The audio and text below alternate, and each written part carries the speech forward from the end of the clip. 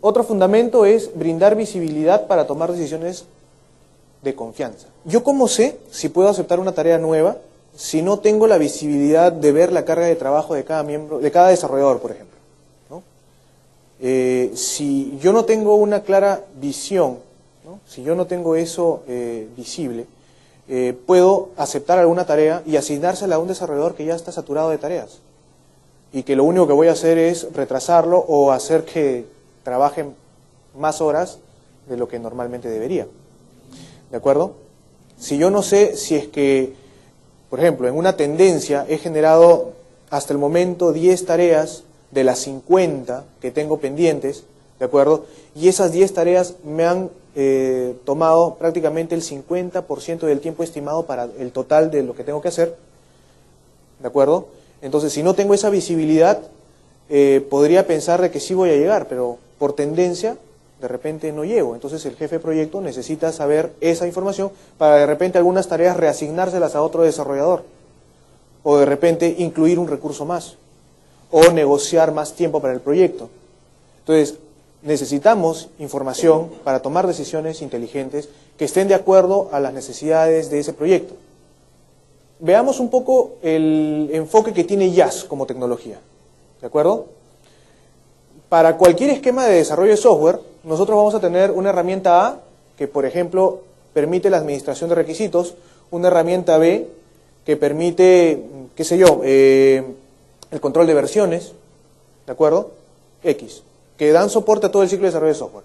Entonces, instintivamente, nosotros lo que hacemos es tratar de integrarlas, ¿no? Para tratar de recuperar el mayor valor de la herramienta A hacia la herramienta B y tratar de que sea lo más automatizado que se pueda de todo el proceso, ¿no? Soportado con herramientas, ¿no? Pero ¿qué sucede si aparece una herramienta más de calidad, por ejemplo, ¿no? Entonces comenzamos a integrarlas o tratar de integrarlas y en muchos casos de repente no es una manera tan nativa, ¿no? Entonces tenemos que comenzar a hacer algunas adecuaciones que pueden llegar a ser hasta algo complejas. Entonces, si nosotros llegamos a tener un esquema tal donde vamos a integrar muchas herramientas, vamos a tener un esquema muy complejo, donde si yo quiero cambiar una herramienta, por así decirlo, simplemente cambiar de versión de la misma herramienta, puede llegar a ser tan complejo porque todas las adecuaciones que he hecho ya no están soportadas en la siguiente versión, ¿no? O es más, si quiero cambiar la herramienta A por la herramienta A', ¿no? El cambio puede ser aún mucho mayor. La propuesta es tener lo que se denomina un middleware, donde vamos a tener servicios que van a permitir la integración de diferentes herramientas. Y lo que van a hacer estas herramientas es consumir esos servicios para poder recuperar la información de cualquiera otra herramienta que exista dentro del proceso. ¿Qué beneficios nos trae? Que inclusive yo podría cambiar una herramienta por otra y no afectar el resto del proceso. Esa tecnología, ese middleware, es IaaS, justamente. Las herramientas que soportan este ciclo de desarrollo colaborativo basadas en la tecnología IaaS son estas tres: el Rational Requirements Composer, el Rational Team Concert y el Rational Quality Manager. ¿De acuerdo? Cada uno de ellos abarca uno de los tres pilares que mencionamos al inicio: requisitos, desarrollo colaborativo y calidad. ¿De acuerdo? Bien, entonces vamos a describir un poco cada una de ellas para enfocarnos en estos esquemas de trabajo, ¿sí? Bien, veamos primero el Rational Requirements Composer. Cuando uno trabaja un esquema de requisitos, ¿de acuerdo? Dentro de la disciplina como tal, existen dos partes: la parte de definición de requisitos y la parte de administración de requisitos. ¿De acuerdo? La parte de definición de requisitos está orientado a entender claramente qué es lo que el usuario final, ¿no? El objetivo de negocio es en sí, para poder plasmarlo en requisitos funcionales que luego nosotros podamos explotar en las siguientes etapas del desarrollo. ¿De acuerdo? Muchas veces vamos a documentar esto en el mismo lenguaje que el usuario final nos habla, ¿de acuerdo? En sus términos, en sus jergas, etc. ¿De acuerdo? En la parte de administración de requisitos estamos un poco ya más orientados a TI, donde ya vamos a administrar un poco estos requisitos dentro de un ciclo de desarrollo de software, ¿de acuerdo? Ahora, estas herramientas pueden trabajar de manera conjunta o de manera individualizada muy bien, ¿de acuerdo? La integración genera un poco más de valor. ¿de acuerdo? Pero, sin embargo, para una solución, un esquema de ciclo de desarrollo colaborativo ágil, ¿no? Podríamos tranquilamente trabajar con estas 3 herramientas y la solución la tendrías completa. Entonces, ¿qué es el Rational Requirements Composer entonces? Es una herramienta que nos sirve para poder justamente manejar toda la definición de requisitos y poder esquematizar la información que el usuario final me entrega y ponerla en un lenguaje tal que pueda ser entendido por todo el ciclo de desarrollo de software que continúa desde la parte de requisitos. Esto es lo que normalmente tenemos en un esquema de conversación con el usuario final, normalmente, ¿no? Porque el usuario final me habla, yo trato de anotar todo lo que entiendo, de acuerdo, del usuario final. Él necesita un reporte, necesita abrir una cuenta de esta forma, con tales roles. Comienzo a anotar todo lo que puedo del usuario final, ¿no? Entonces, comienzo a rescatar toda la información relevante de su conocimiento. ¿De acuerdo? Bien. Pero, normalmente, esto llega a ser un esquema tanto con encuestas, cuestionarios y todos los demás artefactos que podríamos utilizar como parte de una metodología, ¿de acuerdo? Llega a ser algo complicado si es que yo no tengo la información de una manera estructurada. Entonces, si yo le doy esa información a otra persona, les puedo asegurar que esa otra persona no va a entender lo mismo que yo entendí, o posiblemente no entienda nada. ¿De acuerdo? Pero si yo esa información de la conversación que he tenido con un usuario de negocio, la esquematizo en storyboards, ¿no? Es decir, interfaces de usuario que luego puedo relacionar para poder setear la expectativa del usuario. Es decir, ¿sabes qué? Mira, tú me estás pidiendo un aplicativo que tenga una página principal, luego que te muestre un login, y luego que te muestre un reporte, y luego una consulta, y luego etc, etc, etc. Yo eso se lo voy graficando y se lo pongo en un storyboard con interfaces de usuario. Entonces, con eso claramente el usuario puede setear su expectativa y poder entender claramente qué es lo que va a recibir al final del día.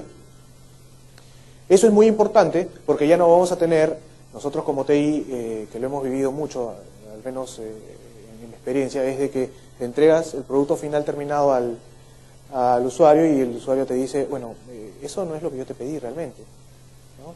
O te dice, mira, ¿sabes qué? Está bien, pero falta esto, ¿no? Entonces, ese tipo de respuestas del usuario final normalmente se da, ¿sí?, en la vida real. Y este tipo de esquema de trabajo nos permite justamente reducir ese riesgo, porque con esto vamos a setear claramente la expectativa del usuario final. ¿De acuerdo? ¿Qué más? Un esquema de casos de uso. Si bien es cierto, y en muchos de los casos, el usuario final, ¿de acuerdo?, no entiende mucho de casos de uso, ni de, no sé, un include, un extend, etcétera, etcétera, ¿de acuerdo? Pero la herramienta justamente es esa interacción que hay entre el usuario final y TI, para poder manejar esa información que el usuario final nos está dando en un esquema un poco más orientado a TI, para que luego esto sea la base, ¿sí?, sobre la cual se van a generar luego los diseños de una arquitectura de software, por ejemplo. ¿De acuerdo? Entonces, podemos esquematizar un diagrama de casos de uso aquí, ¿de acuerdo?, que luego lo podremos utilizar en el resto del ciclo de desarrollo de software. ¿Qué más trae la herramienta? Procesos de negocio, algo que muchas veces ha estado olvidado en el tiempo. Cuando yo hablo con un usuario de negocio, un usuario, ¿no?, final, y yo le pido información, él me va a hablar en términos de su negocio, él no me va a hablar en términos de TI, ¿no? Él sabe cómo funciona su negocio, él sabe qué tareas hace primero, qué tareas hace después, quién la hace, por qué la hace, cuándo la hace, cuánto tiempo demora esa tarea. ¿De acuerdo? Entonces, si yo le entrego la facilidad al usuario final de poder generar, bueno, o nosotros como TI lo generamos, va a depender del esquema de trabajo y cambiar un esquema cultural con el cliente, ¿no? Porque yo hacer un proceso de negocio con esta herramienta es muy sencillo, tal así que yo podría darle la tarea al usuario final de que él haga el proceso de negocio, ¿de acuerdo? Pero bueno, esto es un tema cultural que a veces no se da. Entonces, TI se encarga de tomar la información del usuario final y TI hace el proceso de negocio por el usuario, ¿de acuerdo? Sin embargo, el punto aquí es de que vamos a tener la capacidad de generar procesos de negocio que expliquen claramente cuál es el funcionamiento del negocio valga la redundancia, ¿de acuerdo? Y poder transmitir esa información a todo el resto del ciclo de desarrollo de software, ¿de acuerdo? Es más fácil entender un esquema de este tipo a que te describan el proceso de manera textual, ¿de acuerdo? Es mucho más sencillo. Es más, al tener un esquema de manejo de proceso de negocio, yo podría hacer niveles de complejidad de proceso de negocio, es decir, puedo hacer un proceso de negocio muy macro y hacer subprocesos, de tal forma de que luego exploto un subproceso y hago un proceso más detallado, ¿de acuerdo? Entonces, me va a permitir entender qué es lo que el usuario final necesita, ¿de acuerdo? Y es más, y aquí hay otra ventaja, si yo puedo desde un inicio hacer participar al usuario final para que me ayude a fabricar estos procesos dentro de la herramienta, ¿no? A manera de descripción para lo que él me está solicitando hacer, yo voy a poder darle, o sea, cambiarle el switch, ¿de acuerdo?, donde él ya va a formar parte del proyecto y no es el que está comprando algo que muchas veces no sabe qué está comprando, ¿de acuerdo?, sino que vamos a ayudarle a que él sea parte del proyecto y que compre el proyecto realmente y que sea partícipe de él y que ayude a remar para terminar el proyecto de manera adecuada, ¿de acuerdo? Entonces, mientras más lo hagamos participar del proyecto, es mucho mejor. Otro artefacto que nos permite trabajar esta herramienta es el manejo de documentos y glosarios, ¿de acuerdo? Glosarios de términos en el sentido de que muchas veces cuando yo hablo con el usuario final me habla en sus términos, ¿no? Me habla con sus nomenclaturas, con sus acrónimos, y finalmente entenderlo a veces no es tan sencillo y a veces los usuarios de TI que no tienen de repente la experiencia suficiente o de repente no tienen la confianza con el usuario final suficiente, no hacen las preguntas, oye, ¿y qué significa este acrónimo? ¿No? Oye, ¿y esto me puedes explicar un poco más porque no te entiendo? Entonces, si no somos de esos analistas que profundizan cada vez más y tratan de rescatar la mayor cantidad de información del usuario final, entonces podemos quedarnos en un vacío, ¿no?, entre el entendimiento que nosotros tenemos del negocio y lo que realmente el usuario de negocio nos está transmitiendo, ¿de acuerdo? Ahí va a existir un gap. Entonces, la idea es disminuir ese gap al mínimo, ¿de acuerdo? Entonces, con la ayuda de glosarios, nosotros vamos a poder, dentro de la herramienta, incluir estos términos que de repente son parte del día a día del negocio y que nosotros de repente no conocemos 100%, pero que vamos a tener la capacidad de registrarlos y luego asociarlos a, por ejemplo, documentos.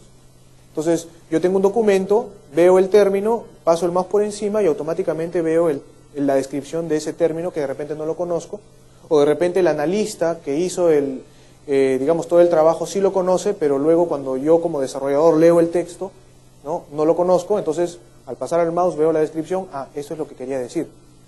El tema de documento, bueno, la herramienta trae de por sí un editor enriquecido de texto, tipo Word. ¿Esto qué me permite? Me permite trabajar sobre la información que de repente el usuario final me ha dado y yo voy redactando dentro de la misma herramienta ese texto y del mismo texto puedo rescatar partes que sirvan como el requisito funcional, parte que sirva para enlazar a un glosario de término, ¿de acuerdo? O puedo incrustar dentro de ese documento un artefacto que ya creé, por ejemplo, un proceso de negocio. Entonces, creo un documento X, ¿de acuerdo? E inserto el proceso de negocio y lo comienzo a describir, ¿no? Este proceso de negocio sirve para... lo comienzo a escribir, ¿no? Diagrama de caso de uso, ¿no? Jalo diagrama de caso de uso, pongo el actor, este actor, ¿no?, es tal cosa. Este caso de uso describe tal cosa. Entonces, puedo armar un esquema de documento muy interesante dentro de la misma herramienta. Ahora, el Requisite Pro trae plantillas que sirve justamente para trabajar. El Requirements Composer, tú puedes generar plantillas con la herramienta, o sea, insertas un documento, creas un documento y lo pones como plantilla y finalmente lo utilizas.